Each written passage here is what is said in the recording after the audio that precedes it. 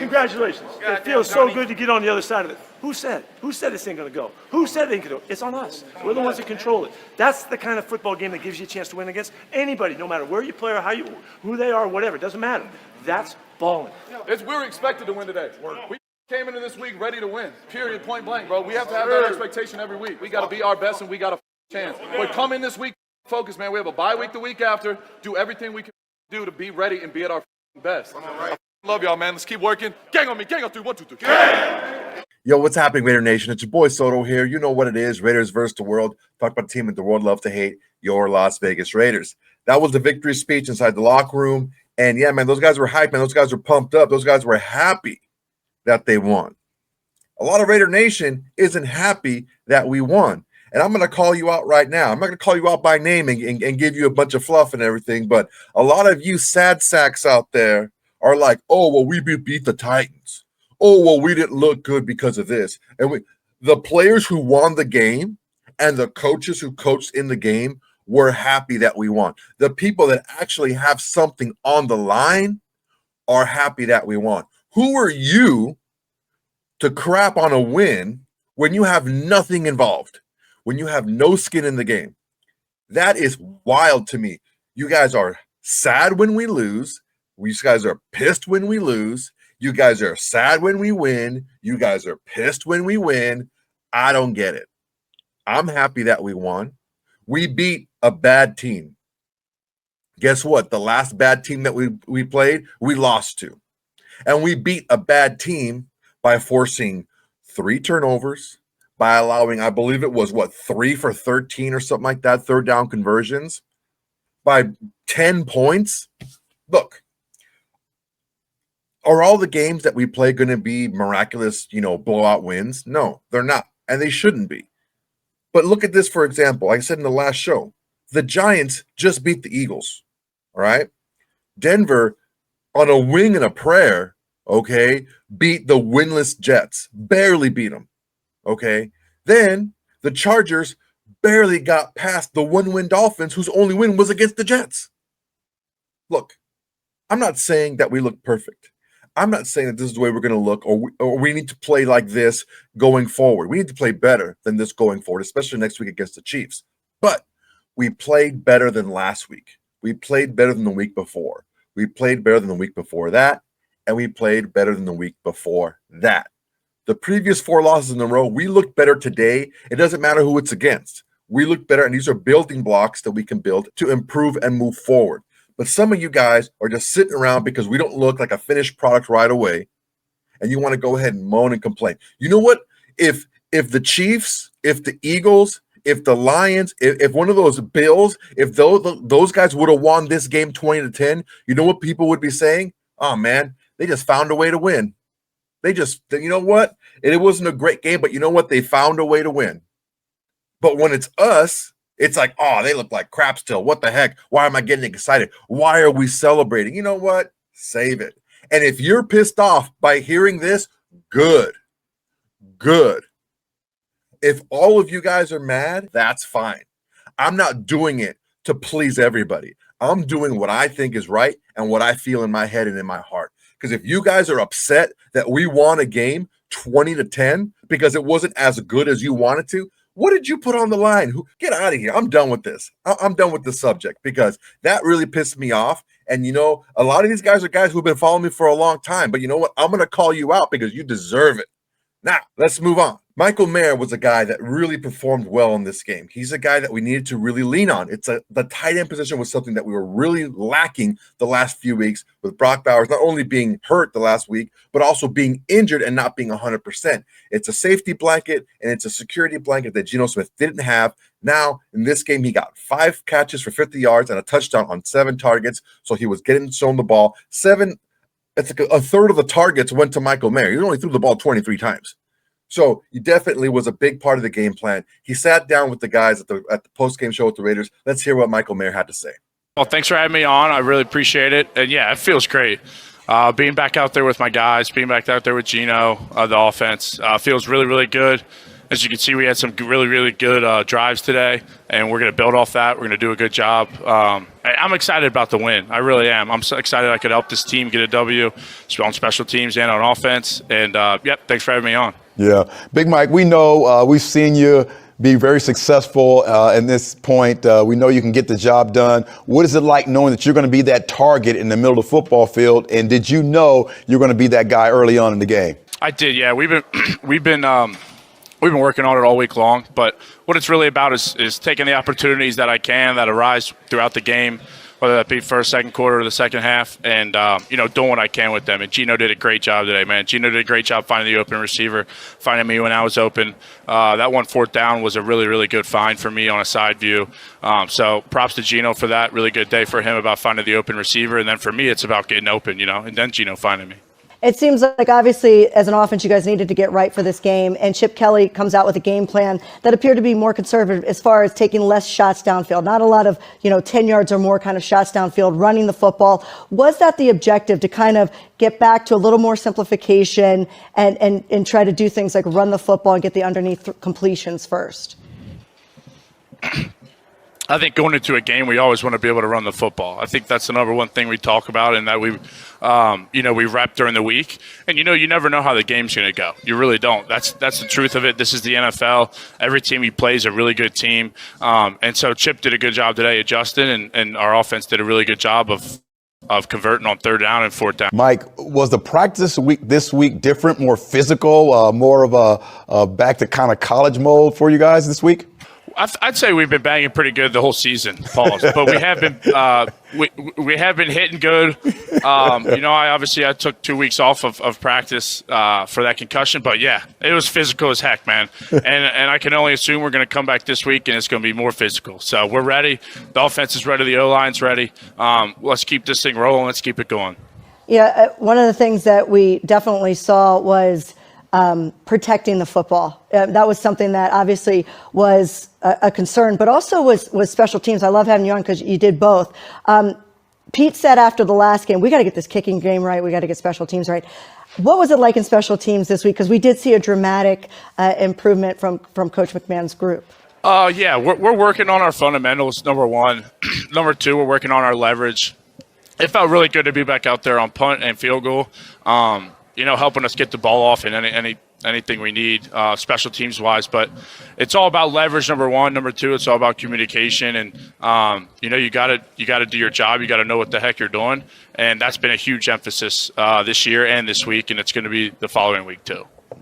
Well, Mike, we appreciate you coming on. We love seeing you out there making those big plays that we've been calling for a long time. He's like the biggest guy out there. Just get him to throw it up. He'll get in the end zone. Michael, we appreciate it. We stay safe, stay healthy, and we'll see you out there against the Chiefs. Way to go, Big Mike. Thank you so much. Thanks for having me on. Appreciate it. Michael Mayer was definitely a big part of the game plan and, a big part of the execution of the game plan. So definitely something that we would look forward to in the future. Even when Brock Bowers gets back in, Brock Bowers is a little bit more of a dynamic player and he creates more separation. But Michael Mayer, without the benefit of having a Brock Bowers there, could still get open and be a big part of the game plan. He's definitely a guy that you can use to your advantage, especially when teams are really starting to crowd down and keep everything bottled up and not letting you go deep with passes and things like that. Teams are going to really cap on top of the offense to make sure that we don't beat them deep. But that's when guys like Michael Mayer and Bowers and Besh and Jacoby Myers and Tucker doing the slants and different stop routes and stuff can really help move the ball. Now, as far as the ball goes, whatever you can do on defense, Devin White did it. Okay. What did he have? Devin White, he had 9 tackles, 5 solo. He had a sack, a tackle for loss. The sack was a strip sack, so it was a forced fumble, a pass defense, a quarterback hit, a couple of pressures on some blitzes. Dude did it all. Whatever you can do. Now, he also was a little rough in coverage, and he missed 3 tackles. But you know what? Let's just focus on the positive for right now. They'll figure that out during the season. They'll figure that out during the week in practice. Let's get to hear what Devin White had to say. Who had one heck of a game against the Titans today. Devin, welcome in. And I'll tell you, maybe Eric Allen inspired you, the gold jacket. I'm not really sure, but man, you've been playing lights out. Gold. Yeah, gold looks good on everybody. They envision themselves. Yeah. Well, Devin, just tell me about the mindset going into this game, because it seemed like from the outside looking in that we've seen so many flashes of great plays and greatness from this defense, but you guys really put it together today. I think the mindset this week, we talked about it all week, was make a choice. Make a choice who you want to be when you get on that field. Make a choice when you got the opportunity to make the play. Everything was about make a choice. Make a choice to come in early and handle your business. So I think that carried over into the game this week. I think everybody got up this morning and they made the choice. You made the choice every day this week, but we got to be consistent with making a choice. And we got to make the right choices and just have each other back. Yeah, it seems like this football team really depended and leaned on that defense in the running game today. And I talked to Mike about the practice. Talk to us a little about the preparation to get to this point playing this young quarterback. The preparation was really well this week. I think the coaches had a great game plan. We wanted to stop the run. They really honed in on TP, Tony Pollard this week, and I played them a lot of times. I kind of got a little frustrated with it, because we got a good front seven, man. But at the end of the day, you want to always respect your opponent, and that's one thing that we did this week. And when we was able to get them into third downs, we wanted to clean up what we messed up last week by not being able to get out the field, and we did it by showing them multiple looks and playing multiple coverages and just kind of trying to confuse them, and obviously letting our front go do what they do best. You guys got after the rookie quarterback. You sacked him, 5 or 6 times? I have to look at the exact numbers in the end. Is it different playing against a rookie like that, because you kind of anticipate that you can take advantage of some of the inexperience and some of the mistakes? What were you guys able to get leverage against Cam Ward? Cam's a great player. He got drafted #1 overall for a specific reason. That's to lead that team. But at the end of the day, it was more so about us and what we didn't do well as a defensive unit last week that we had been doing great all season. That was red zone defense and that was third down defense. So more so about us and less about them just being able to come in here and complement each other on the front end and the back end to make sure we was playing sound rate of football. And I think that's what we did. But at the end of the day, we got a job to do. He got a job to do as far as being a quarterback, whether he's a rookie or not. So, we don't kind of give no grace for that, because they game plan against us just like we game plans against them. So I'm giving hats off to Coach PG and the staff for just putting together a great game plan and the fellas executing. Yeah. Talks about those turnovers. That has to start like weeks in advance to get those turnovers, and just seems like you guys are chomping at the bit. Today was a big day with those turnovers. Oh, yeah, it was all about making a choice to go get the ball. Coach Pete put up there early in the season about how the season was going with the turnover margin from every team around the league. And we was kind of behind, so we feel like if we go get us 2 or more and the offense don't give it away, or if we're in a plus category, we got a great chance of winning the game. And it's all about wins, no matter who you playing, no matter what the record is, because at the end of the day, it's all about the game that's on the line at that very moment. And, man, it can just be greater in the end. So I love it, man. Getting turnovers is key, and that's all we've been saying. It's all about the ball. Go get the ball. Take it away and don't give it up. Yep, you got the ball and you got them off the field. I know you mentioned the third down defense improvement. Do you know what you guys were on third down? Do you want me to tell you? Did you already look it up? I don't know. I took a shower. I don't know. 23%. You guys held them to 23%. Yeah. Last week it was 80. That's winning football. That is winning football. Keep that up, my friend. We really appreciate you joining the show, and we love the way that you play out there. You've been such an addition to the Raiders. Keep leading that defense as a veteran, and I know good things will happen. Great game, my man. All right, thank you. I appreciate you. All glory to God. You and Max leading the way today. I know we asked you a lot about it coming in, but now you're 6 weeks in. How do you guys kind of feed off of each other out there? He a dog. I'm a dog. He an alpha male. I'm an alpha male. Man, he compete every day by getting in the building early. Who can work the hardest in the weight room? And I'm right there with him because I know it'll pay off for me as well. And I'm just blessed to play with such a great competitor as him. Everybody know how talented he is, but people don't know how much work he put in. And PG said it the other day, like everybody every day got to make a choice. And bro, he make that choice every day to be up there early and sacrifice everything to go be the greatest on the field. And I'm right there with him. So it's like, man, eventually it'll pay off for everybody. Be willing to put in the work. And some people don't believe that, and some people do. And I'm one of the ones that do. I feel like if you do everything right, stay consistent to the grind, then it'll show. How much? Oh man, Devin White definitely had a big game. Now there's some things he needs to clean up, but that's just who he is as a player. He's always been that way. I think that the Bucks, when he was with the Bucks, did a really good job of kind of hiding some of his deficiencies and kept him that kind of downhill type of linebacker who just go and seek and destroy. I'm definitely not excusing the missed tackles. We definitely have to clean that up. But in the meantime, as long as he's making these big plays, I think it's kind of an even trade, a kind of a treading water, right? Because if you miss a tackle on third down that should be a punt, then you take the ball away on the next possession. Okay, well, then you gave him an extra possession, but you took one away. So I can see that, but we need to go ahead and get in that positive column with him because those missed tackles definitely are something that we need to clean up for Devin White. Now, as far as missing tackles, the next guy, Maxx Crosby, definitely doesn't miss tackles. He doesn't miss snaps. He doesn't miss games. He doesn't miss anything. In this game, he didn't have like crazy stats as far as tackles goes. He only had 3 tackles. And all of them were solo, but he had 3 quarterback hits and 2 sacks. So definitely a guy that was affecting the game plan. He had double, triple teams all game long. So he actually met with Megan O'Leary after the game on the field, and this is what he had to say about the game. Maxx, this defense played unbelievable today. Obviously a huge victory, but what clicked to allow you guys to have such an impact?